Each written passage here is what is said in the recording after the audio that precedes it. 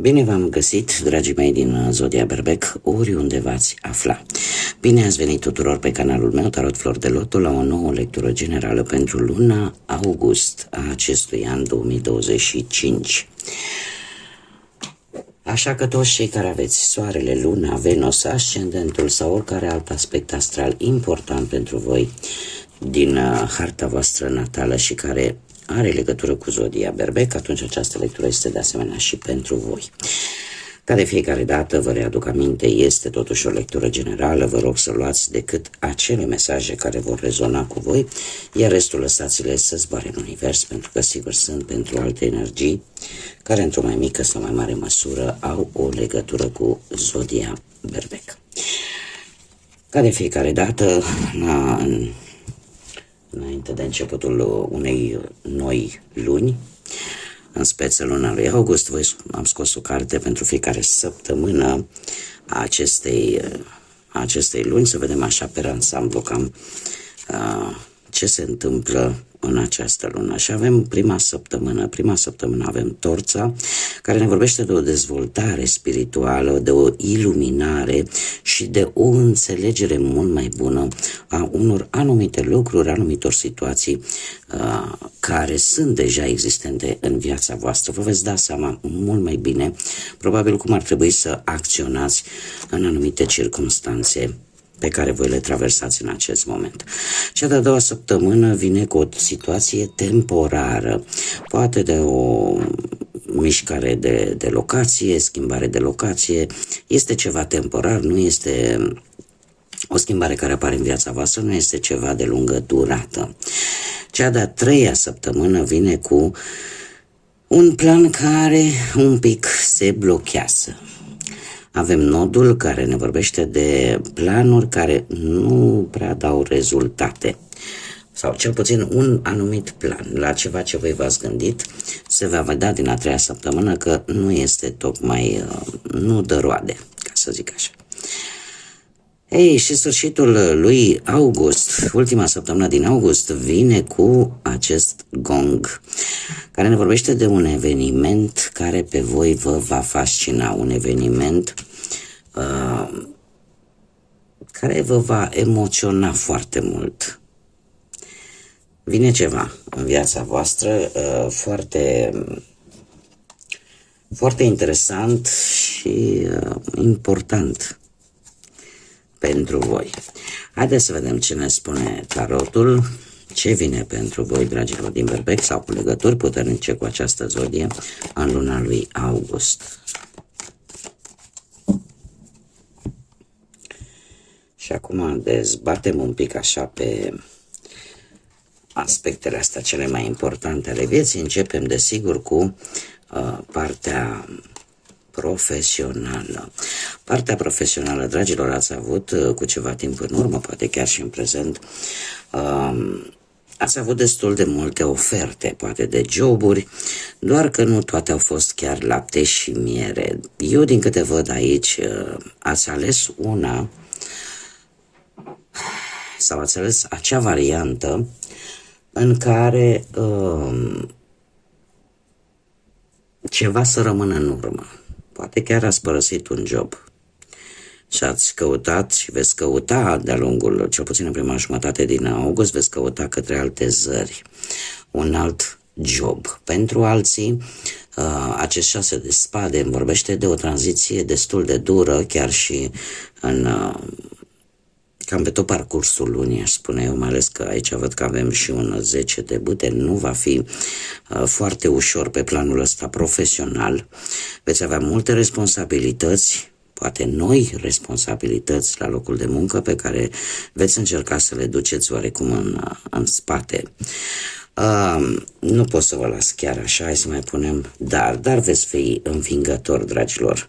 Dar, într-adevăr, luna lui august, în ceea ce privește cariera voastră profesională, va fi una de încercare. Va fi o tranziție destul de dură, în care, într-adevăr, veți lăsa în urmă ce a fost mai greu, dar această schimbare cere timp, cere acomodare, da? Și eu aș spune că Unii dintre voi sunteți foarte angrenați în joburi în care apare ca și element apa sau în joburi care apare în care apare partea asta a mișcării dintr-un punct în altul.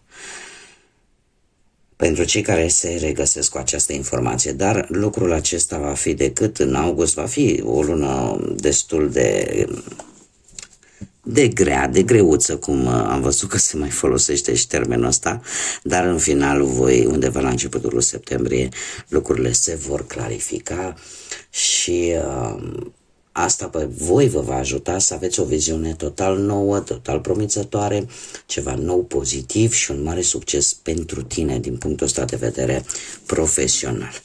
Adică știi cum e, că te sacrifici, dar știi pentru ce. Haideți să vedem cu banii, cu bănuții, cum stă, dragii mei din Berbec. Dragilor, nu știu dacă zodia vărsător, Capricorn, Taur sau Fecioară, să vă spună ceva pe partea asta a banilor, dar pe partea banilor ați avut o realizare, aș spune. Și chiar dacă aici apare arcanul major, diavolul, nu vă speriați, pe partea asta a banilor are o conotație destul de pozitivă. De ce? Bani se vor face. Bani se vor face și în luna lui august. Eu aș zice că unii dintre voi chiar veți face foarte multe sacrificii pentru acești bănuți, dar cu un scop bine determinat. De ce? Pentru că acest paș de monede mie îmi spune de a obține anumite informații necesare în ceea ce privesc situațiile legate de bani. Nu faceți totul la nimereală, fiți mai informați, nu lăsați lucrurile la întâmplare. Plus de asta, unii dintre voi, după foarte multe, mai ales că vedem că partea asta a carierei este destul de încercată, veți face o grămadă de lucruri, veți încerca să învățați foarte mult, veți încerca să îndepliniți foarte multe lucruri, iar către sfârșitul lui august mulți dintre voi vor spune, știi, eu îmi cunosc valoarea, am nevoie de atâția bani. Sau eu consider că ceea ce eu fac, eu produc, merit mai mult din punctul ăsta de vedere bănesc. Această valoare va fi recompensată, chiar dacă nu în luna lui august, va fi recompensată într-un viitor apropiat, așa că nu fiți dezamăgiți, ca să zic așa, poate de banii pe care îi veți primi. Este în general, pe partea asta banilor, ideea care este să nu faceți sau să nu cereți sau să nu dați fără să fiți informați. În permanență luați-vă informații în ceea ce privește orice acțiune bănească. Nu faceți, nu lăsați la întâmplare. Bani, da, vor fi. Acum nu vă gândiți la sume extraordinare, dar ele vor exista. E o dorință pe care voi o aveți în minte legată de bani, care deocamdată mai trebuie să aveți un pic de răbdare. Ea nu va veni în viața voastră foarte rapid, va cere răbdare și inteligență, istețime. Știți cum e, că un om bine informat are de toate. Informația face toți banii. Cred că asta ar fi esența mesajului pe partea banilor. Pe partea relației, viața sentimentală pentru cei care sunteți deja într-un cuplu, într-o relație. Nu știu dacă aici avem, pentru unii dintre voi rezonează cu zodiile de apă, Rac, Pești sau Scorpion, nu știu, poate ca Soarele sau Ascendentul sau Venus, posibil. Dar aici mi-apar aceste zodii. Se pare că până într-un anumit punct, pentru unii dintre voi, s-au tot rezolvat tot felul de conflicte. Cineva aici a avut acea calmitate, acea toleranță, acea diplomație să rezolve anumite conflicte în viața voastră. Doar că știți cum e, dacă relația nu are o bază solidă, dacă relația nu e construită pe ceva sănătos, pe ceva solid, cumva lucrurile se tot întorc și revin aceleași conflicte, aceleași situații conflictive. Avem un turn încă în prima jumătate a lunii august, un turn care va aduce cu sine o nouă idee, o nouă viziune vis-a-vis de relația pe care voi o aveți în acest moment. Acest turn acum nu vine ca să... E văzut și toată lumea fuge atunci când aude că, Domne, am un turn. El cumva este maniera cea mai drastică pe care Universul, Dumnezeu, Divinitatea, cine vreți voi, o aduce în viețile noastre pentru a ne trezi, pentru a ne arăta de fapt că ceea ce noi încercăm să construim sau ce am crezut că am construit pe o bază solidă, de fapt nu este așa. De ce se întâmplă acest lucru? Pentru că timpul este scurt. Timpul este foarte prețios și nu-l putem cumpăra. Iar aici e posibil într-adevăr să apară ceva, o schimbare bruscă, o schimbare percepută foarte negativ de către voi, dar care o să vedeți că pe termen lung își va arăta roadele. Un doi de bâte care îmi vorbește de o ieșire din cotidian, de o ieșire din această stare de obișnuință, poate, pentru unii dintre voi. Voi cumva aveți idee cam ce ar trebui să faceți sau ce decizii ar trebui să luați, pentru că acest turn vă întoarce cu fața către exterior. Da, e ca și cum ai zice, Domne, dacă eu am trăit până în acest moment, am suportat poate o anumită situație, cumva te întoarce cu fața către noi orizonturi și atunci aveți lucrurile dintr-o altă perspectivă. Din punctul ăsta de vedere, e posibil ca unii dintre voi chiar să vedeți exact, să puneți în balanță și să vedeți, Domne, mai dau o șansă sau nu. Pe partea asta sentimentală, pentru cei care sunteți singurei, poate văduvi sau poate în urma unui divorț sau unei separări. Dragilor, voi ați avut o reușită de curând la nivel personal. Ceva v-a ieșit și legat de bani. Este foarte interesant că în acest moment sunteți foarte, și prima jumătate a lunii august pentru voi, vor fi foarte importanți bănuții, situația materială. Totuși, pe planul ăsta sentimental aș spune că vă interesează, nu știu, puteți să, cei care vă regăsiți, nu trebuie neapărat să și recunoașteți, da? Sau cei care nu vă regăsiți, atunci asta e. Dar mie mi-apare aici ori posibilitatea sau încercarea de a găsi o relație care să aibă și o stabilitate economică destul de bună. Iar dacă asta nu există, voi vă luați trăistuța și plecați.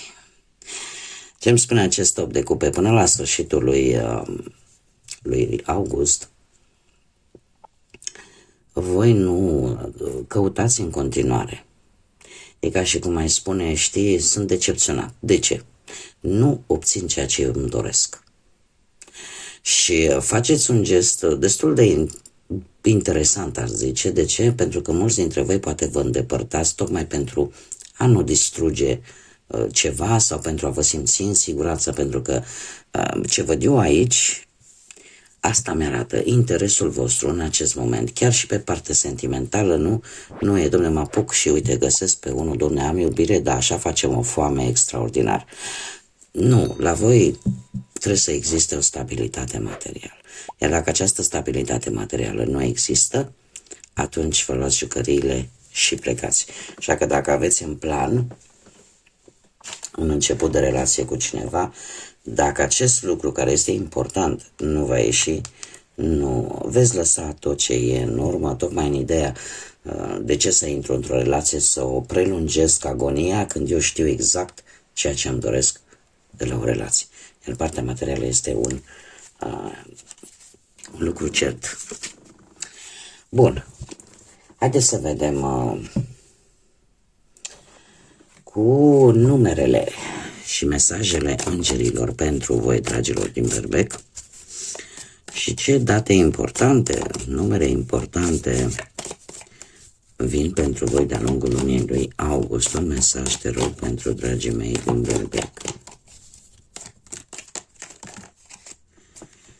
Foarte multe, foarte multe.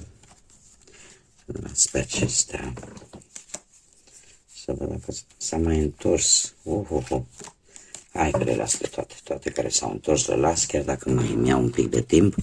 Probabil că sunt lucruri importante de spus. Avem data de 12 sau data de 3, care ne spune așa: sunt vizionar, sunt vizionară. Creativitatea este forța care te împinge în viață. Imaginația este foarte abundentă la voi și poți să-ți exprimi sentimentele și percepția pe care o ai față de anumite lucruri într-o manieră unică, din care nu numai tu ai de beneficiat, chiar și alții. Este de fapt un mesaj care ne vorbește de faptul că sunteți foarte creativi, cel puțin în aceste, posibil în data de 3, în data de 12, adică aveți așa câte o epifanie de asta, când vă vine câte o idee strălucită și asta vă poate salva nu numai pe voi, chiar și pe alții.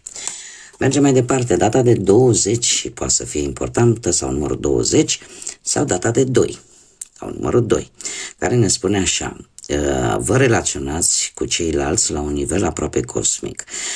Sunteți foarte dedicați să construiți o varietate de relații armonioase, aveți capacitatea de... că nu vine în română și îmi cer scuze pentru asta, nu o fac intenționat.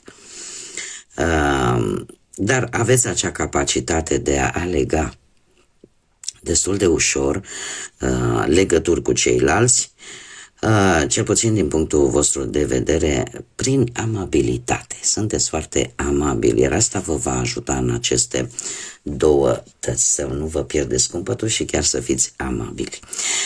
Ei, și avem data de 1, poate să fie 1 august sau poate să fie pur și simplu să ne vorbească de noi începuturi.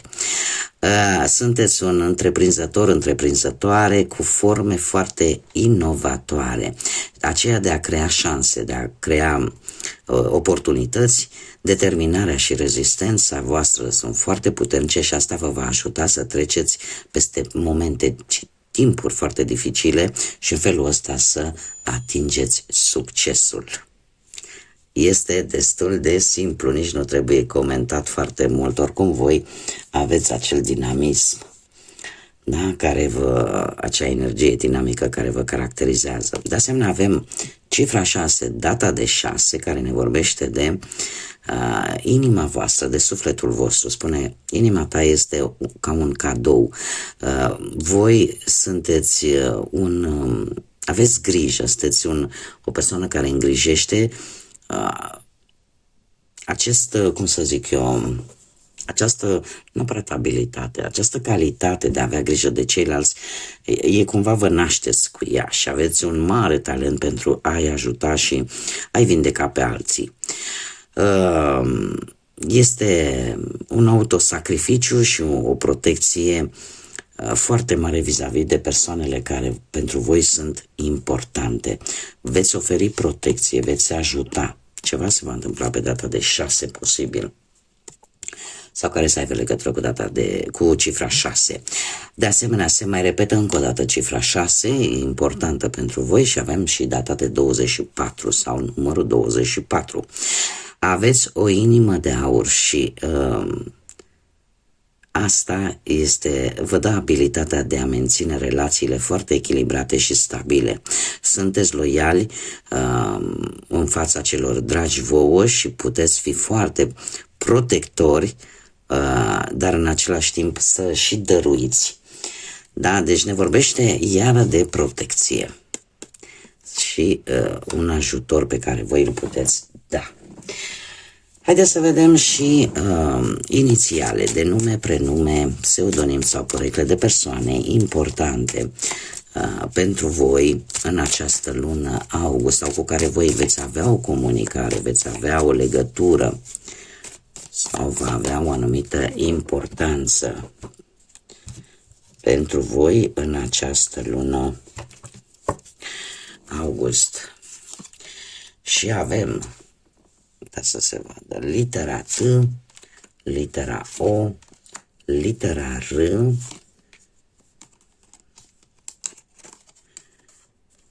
avem litera J, un pic,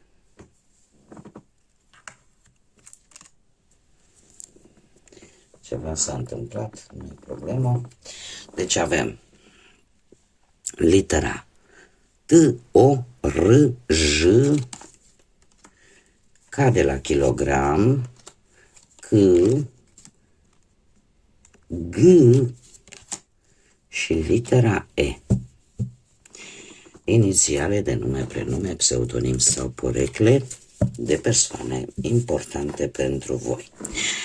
Mergem mai departe și haideți să vedem un mesaj, un sfat, ceva important pentru voi, dragilor din Berbec, pentru luna lui august.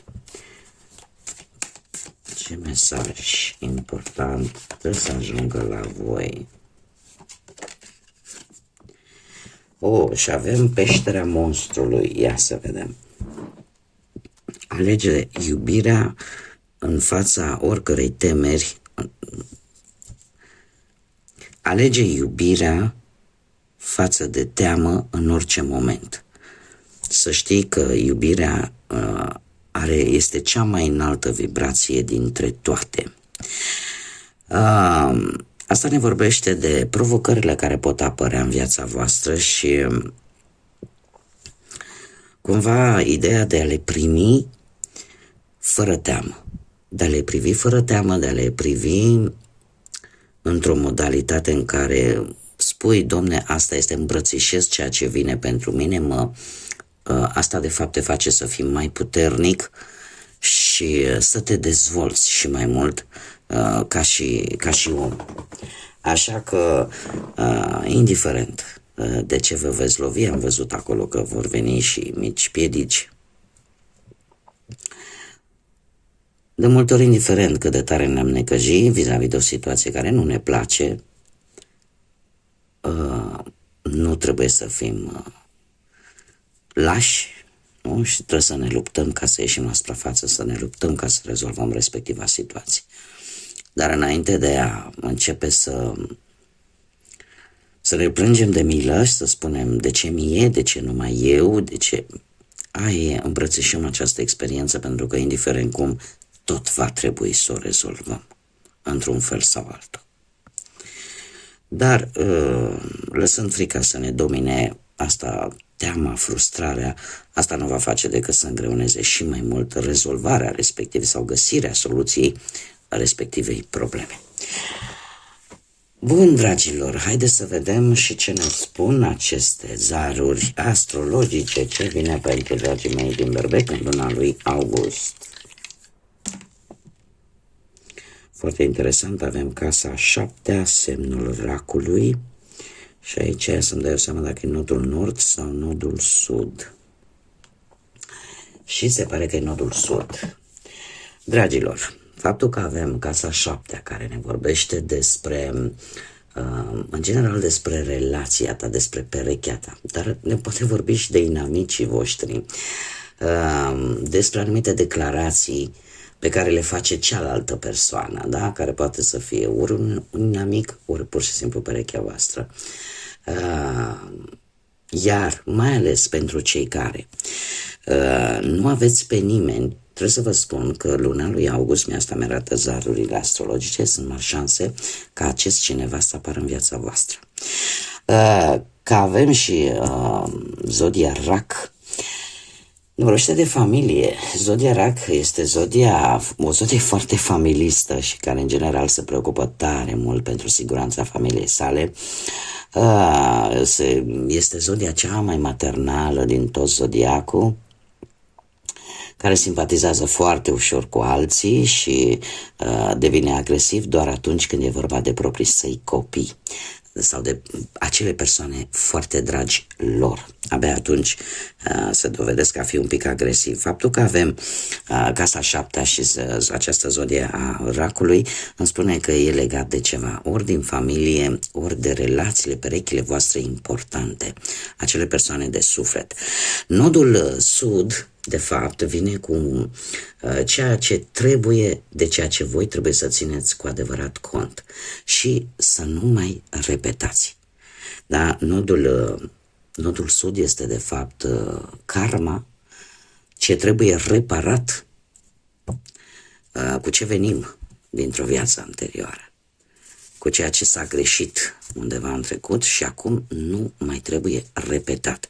Și e vorba legat strict de familie sau de relațiile voastre, de persoanele dragi vouă. Bun, dragilor, cam atât am avut pentru voi astăzi, pentru luna august. Cu siguranță o să ne vedem și la alte lecturi vis-a-vis de această lună. A fost așa o lectură în mare. Eu vă mulțumesc pentru prezență, vă mulțumesc tare mult pentru aportul pe care voi vi-l aduceți în dezvoltarea acestui canal, în așa fel încât eu să fiu stimulată să fac și mai multe lecturi, să fac și mai multe postări pentru voi. Așa că nu uitați, cei care își doresc, de like-uri, distribuiri și comentarii. Iar până data viitoare, când ne vom reîntâlni la o nouă lectură, numai bine, multă energie pozitivă, mult echilibru și multă înțelepciune. Până la o nouă lectură, ca de obicei, să fiți iubiți, dragilor!